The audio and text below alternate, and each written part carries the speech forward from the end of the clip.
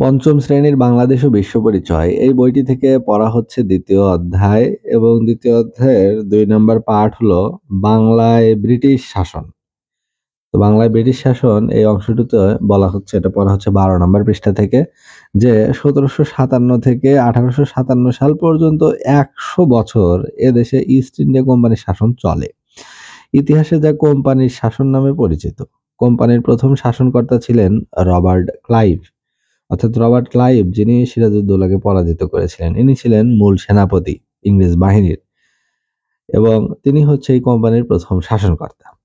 প্রায় ১০০ বছর পরে ১৮৫৭ সালে সিপাহীদের মধ্যে অসন্তোষ দেখা দেয় এবং বিদ্রোহ করে।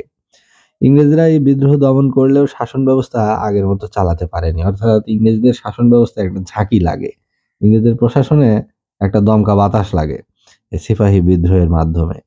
কোম্পানির শাসন রদ মানে কি বাতিল করে, পোস্টপন্ড করে ১৮৫৮ সালে বাংলা সহ সমগ্র ভারতের শাসনভার ব্রিটিশ রানী সরাসরি নিজ হাতে তুলে নেয়, যা চলে ১৯৪৭ সাল পর্যন্ত। এখন ব্রিটিশ শাসনের কিছু খারাপ দিক, অর্থাৎ ব্রিটিশ শাসনের তো ভালো দিক ছিল, তারপরেও কিছু খারাপ দিকও আছে, সেগুলো এখানে বলা হচ্ছে।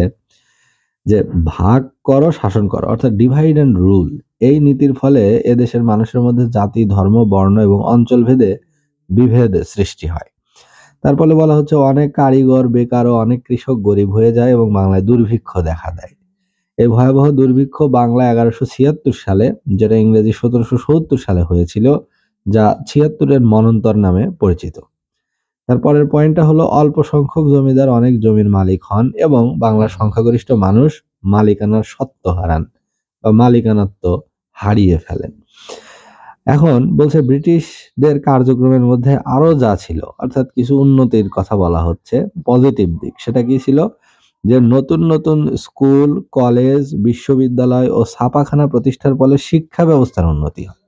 আরেকটা হলো সড়কপথ ও রেলপথ উন্নয়ন এবং টেলিগ্রাফ প্রচলনের ফলে যোগাযোগ ব্যবস্থার বিশেষ উন্নতি হয়। তারপরে বলা হচ্ছে এ সময় সামাজিক সংস্কার সহ শিক্ষা, সাহিত্য, জ্ঞান, বিজ্ঞানের ব্যাপক প্রসার ঘটে। তাই একে নবজাগরণ বলা হয়, অর্থাৎ অনেকে এটাকে রেনেসাঁসও বলে। কেন বলা হয়? কারণ এখানে এই যে দেখা যাচ্ছে ব্রিটিশদের সময়ই হয়েছিল ১৮১৬ সালে কলকাতায় প্রতিষ্ঠিত হিন্দু কলেজ, অর্থাৎ লেখাপড়ার জন্য, উচ্চশিক্ষার জন্য ব্রিটিশদের শাসনটাকে অনেক পজিটিভলি দেখা হচ্ছে। যেখানে ২টা পয়েন্ট বলছে যে স্কুল, কলেজ, বিশ্ববিদ্যালয় এবং ছাপাখানা, মুদ্রণ ব্যবস্থা প্রতিষ্ঠার ফলে শিক্ষা ব্যবস্থার উন্নতি হয়। ইনফরমেশনের আধিক্য, প্রসার এবং প্রচার সেটি বৃদ্ধি পায়। আরেকটা হলো সড়কপথ, রেলপথের ব্যাপক উন্নয়ন হয়। টেলিগ্রাফ প্রচলনের ফলে যোগাযোগ ব্যবস্থার উন্নতি হয়। এটা গেল পজিটিভ, ইতিবাচক দিক। আর নেতিবাচক দিকের ভিতরে ছিল কি?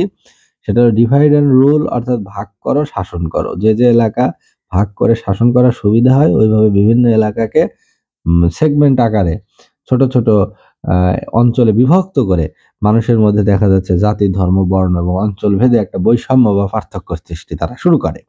আরেকটা হলো অনেক কারিগর বেকার হয়ে পড়ে, অনেক কৃষক গরিব হয়ে যায়, বাংলায় দুর্ভিক্ষ হয় এবং বাংলায় একটা ভয়াবহ দুর্ভিক্ষ হয় ১১৭৬ সালে। বাংলা ১১৭৬, ইংরেজি সাল হলো ১৭৭০ সালে হয়েছিল, যা ৭৬-এর মন্বন্তর নামে পরিচিত। অর্থাৎ পলাশীর যুদ্ধের কয়েক বছর পরই হয়েছিল। পলাশীর যুদ্ধ ১৭৫৭, ওনারা ১৭৫৭-তে ব্রিটিশরা ক্ষমতা নিল। তার ঠিক ১৩ বছর পরে ১৩ বছর পরে ১৭৭০ সালে হয়েছিল ৭৬-এর মন্বন্তর, বা বাংলায় একটা ভয়াবহ দুর্ভিক্ষ হয়। এখন তারপরের একটা পয়েন্ট ব্রিটিশ শাসনের নেতিবাচক দিক, সেটা হলো অল্প সংখ্যক জমিদার অনেক জমির মালিক হয়ে পড়েন এবং বাংলার সংখ্যাগরিষ্ঠ যে মানুষ, সাধারণ মানুষ, তারা তাদের মালিকানার সত্ত্ব, মালিকানার যে দখল, মালিকানাত্ব সেটি হারান। এখন এখানে বলা হচ্ছে যে ১৭৫৭ থেকে ১৮৫৭ পর্যন্ত, যে ১০০ পর্যন্ত এদেশে ইস্ট ইন্ডিয়া কোম্পানির শাসন চলে এবং ইতিহাসে যা কোম্পানির শাসন নামে পরিচিত হয়, এবং কোম্পানির প্রথম শাসনকর্তা ছিলেন রবার্ট ক্লাইভ, যিনি এই শাসনকর্তা নিযুক্ত হন কেন?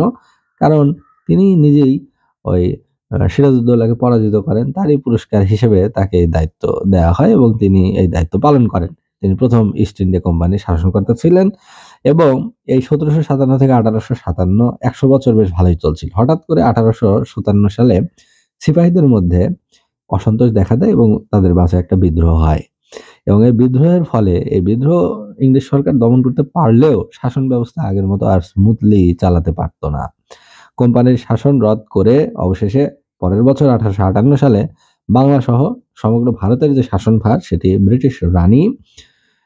ব্রিটিশ কুইন সরাসরি নিজ হাতে তুলে নেয় এবং 1947 পর্যন্ত ব্রিটিশ রানীর অধীনে এই বাংলা ছিল।